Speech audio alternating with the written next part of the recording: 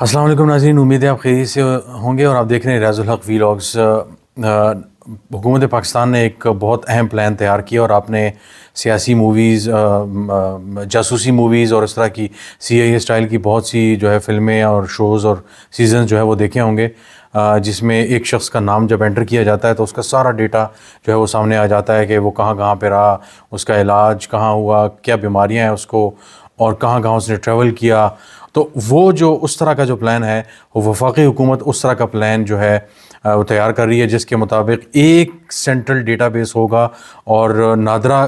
کے پاس جو ہے وہ ڈیٹا بیس ہوگا،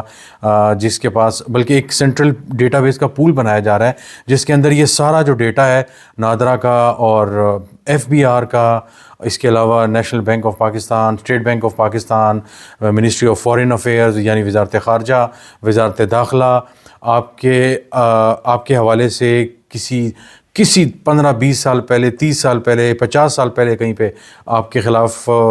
جو ہے وہ ایف آئی آر درج ہوئی، آپ کے خلاف شکایت آئی، آپ کا کیس کہیں پہ کسی زمانے میں عدالت میں رہا، کتنے کیسز پینڈنگ ہیں آپ کے حوالے سے، یہ سارے جو معاملات ہیں ان سب کو جو ہے ایک ہی جو ہے ڈیٹا بیس میں لایا جائے گا۔ تو یعنی کسی شخص کے حوالے سے کوئی انفارمیشن حاصل کرنی ہو تو وہ یہ نہیں ہوگا کہ وہ مینولی یا جو ہے وہ ایک شخص کا نام آیا، اس کا آئی ڈی کارڈ لے کر جو ہے وہ پھر دائیں بائیں آپ چکر لگاتے پھریں مختلف عدالتوں میں یا آبائی علاقوں میں، اور اس کے حوالے سے اس کا لینڈ ریکارڈ، اس کا دوسری چیزیں۔ تو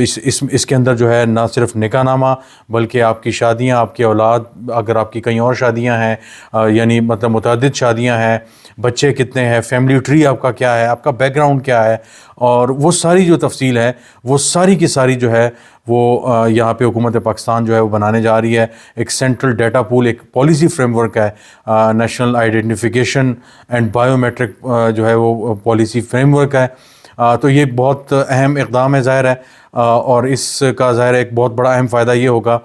کہ ایک بہت بڑا چیلنج ظاہر ہے حکومتوں کو ہمیشہ سے رہا ہے کہ کسی شخص کے حوالے سے جو معلومات ہیں وہ بہت جو ہے وہ بیسک ہوتی ہیں، اور ہمارے ہاں بہت سی جگہوں پہ یہ ہوتا ہے کہ یونین کونسل لیول پہ جو ہے وہ جو انفارمیشن جمع ہونی چاہیے اس شخص سے متعلق، وہ سینٹرل پول میں یعنی نادرا کے پاس نہیں آتی۔ تو اب یہ ایک ایسا سسٹم تیار کیا جا رہا ہے، اور آپ نے دیکھا ہوگا کہ میرا آپ کا، ہم سب کے جو شناختی کارڈ ہیں، نیشنل آئیڈینٹیفیکیشن کارڈ، این آئی سی جسے یا سی این آئی سی جسے کہا جاتا ہے، وہ جو کارڈ ہے اس کے اندر ایک چپ لگی ہوتی ہے۔ اس چپ کا بنیادی مقصد یہ تھا، چودھری نثار علی خان کے زمانے میں یہ چپ لائی گئی، اور اس زمانے میں ظاہر دھماکے اور یہ بہت زیادہ تھا 2013 14 15 میں سارا، تو اس زمانے میں جو ہے اس چپ کو لانے کا فیصلہ کیا گیا تھا، اور یہی آئیڈیا تھا کہ اس میں جو ہے وہ ایک شخص کے متعلق جتنا ڈیٹا ریکوائرڈ ہے یا جتنا ہونا چاہیے وہ سارا کے سارا بنیادی ڈیٹا ایک شخص کے بارے میں ہوگا۔ پھر ایک زمانے میں یہ آیا کہ یہ جو آئی ڈی کارڈ ہے آپ کا، یہ آپ کا اے ٹی ایم کارڈ بھی ہوگا، یہ سب کچھ ہوگا، اس پہ آپ پیسے نکالنا چاہیں، پیسے ٹرانسفر کرنا چاہیں یا کچھ کرنا چاہیں، اور اس میں آپ کے متعلق جو سارا ڈیٹا ہے وہ بھی موجود ہوگا۔ لیکن بہرحال وہ کام تو اس زمانے میں نہیں ہو سکا، لیکن یہ ہے کہ اب جو ہے حکومت پاکستان یہ فیل کرتی ہے، یہ محسوس کرتی ہے، اور ادارے، فوج، انٹیلیجنس ادارے یہ محسوس کرتے ہیں کہ ہمارے ہاں بہت بڑا چیلنج ہوتا ہے معلومات کو اکٹھا کرنا لوگوں اور شخصیات سے متعلق، اور اس میں ایک پورا جو پالیسی فریم ورک ہے اس کے اندر یہ تفصیل سے انہوں نے لکھا ہوا ہے کہ ایک بہت بڑا چیلنج یہ آتا ہے کہ بہت سی جگہوں پہ ایسے لوگ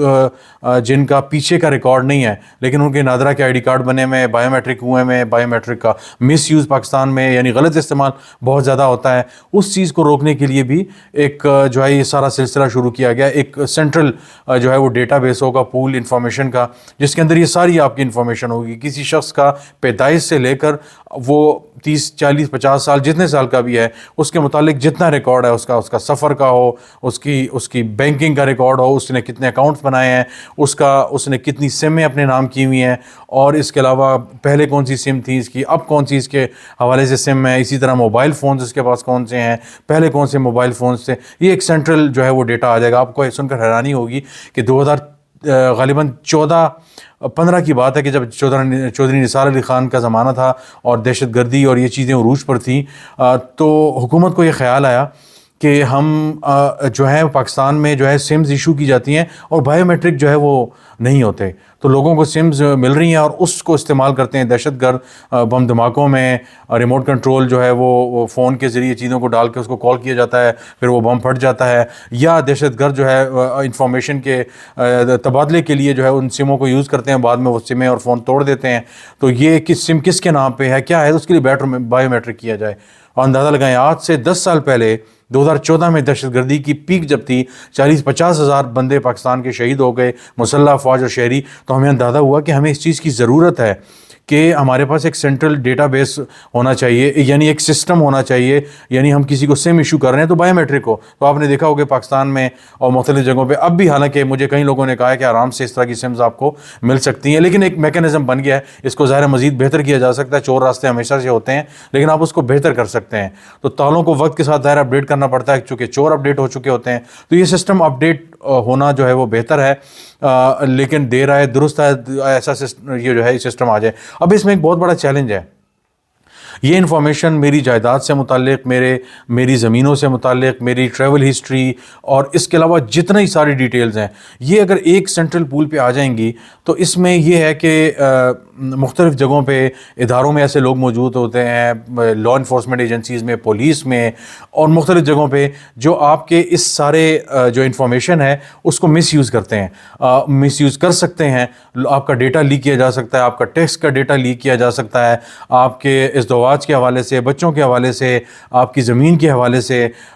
بینکوں کے اکاؤنٹس کے حوالے سے اور اس طرح کی جو دوسری ڈیٹیلز ہیں اس سے آپ کو بلیک میل کیا جا سکتا ہے. لوگوں کو آپ کی انفارمیشن پبلک کی جا سکتی ہے، میڈیا کو جا سکتی ہے. تو یہ ایک بہت بڑا کنسرن ہوگا، بہت بڑا ایک اداروں کا جو ڈیجیٹل رائٹس کو دیکھتی ہیں ان چیزوں کو، تو ان ظاہر ہے کچھ آنے والے عرصے میں اس پہ ایک یہ بڑا ایک کوسچن ہوگا کہ ایسی انفارمیشن یا ڈیجیٹائزیشن اگر آپ پاکستان کی کرتے ہیں، لوگوں کی کرتے ہیں، تو یہ آپ کے لیے بہت ضروری ہے جاننا کہ آپ کا رائٹ ہے کہ آپ کی جو انفارمیشن ہے وہ لیک نہ ہو اور آپ کا جو ڈیٹا ہے وہ کسی اور کے پاس غلط ہاتھوں میں نہ جائے. تو یہ اداروں پہ منحصر ہے کہ وہ اس طرح کی چیزوں کو جو ہے وہ اس طرح کی چیزوں کو جو ہے وہ پبلک نہ کریں، لیک نہ ہونے دیں. جو ڈیٹا پروٹیکشن کے میئرز ہیں وہ اتنے اسٹرانگ رکھیں کہ کسی کے غلط ہاتھوں میں اس طرح کا ڈیٹا نہ جائے. اور جس طرح ایف بی آر میں ہوتا ہے کہ اگر آپ کا ٹیکس اکاؤنٹ، ٹیکس ڈیٹا اگر کوئی اپروچ کرتا ہے، کوئی دیکھتا ہے، کوئی نکالنے کی کوشش کرتا ہے، اس کو پڑھتا ہے، تو کس نے بھی ایف بی آر کے اندر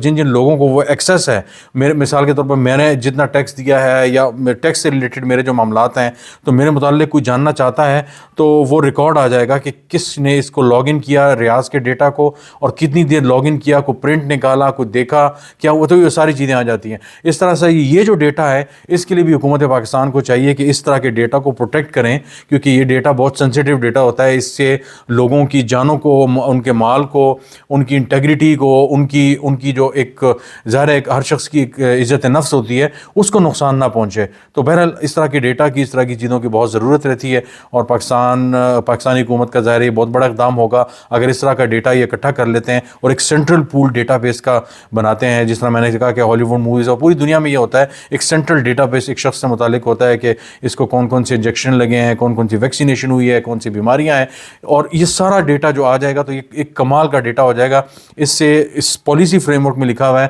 کہ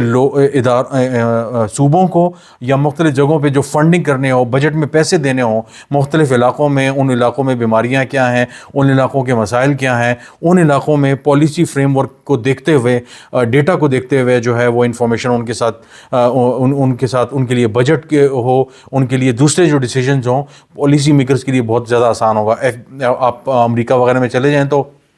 ایک سال میں کھانسی سے کتنے لوگ بیمار ہوئے، کتنے لوگ ہسپتال میں گئے، پورے امریکہ کا ہر اسٹیٹ کا ڈیٹا جو ہے موجود ہے. اس طرح بے شمار ایکسیڈنٹ تھے، انجریز کون سی ہوئی، سارا کچھ، یہ سارا ڈیٹا موجود ہوتا ہے. تو یہ اس سارے ڈیٹا کا موجود ہونا جو ہے وہ انتہائی اہم ہے اور میرے خیال یہ بہت بڑا اقدام ہے. لیکن اس کے ساتھ ساتھ ڈیٹا پروٹیکشن بھی بہت بڑا اقدام ہے. تو امید ہے آپ کو آج کی ویڈیو پسند آئی ہوگی. آج کے لیے اتنا ہی، انشاءاللہ آپ سے دوبارہ ملاقات ہوگی. بہت شکریہ.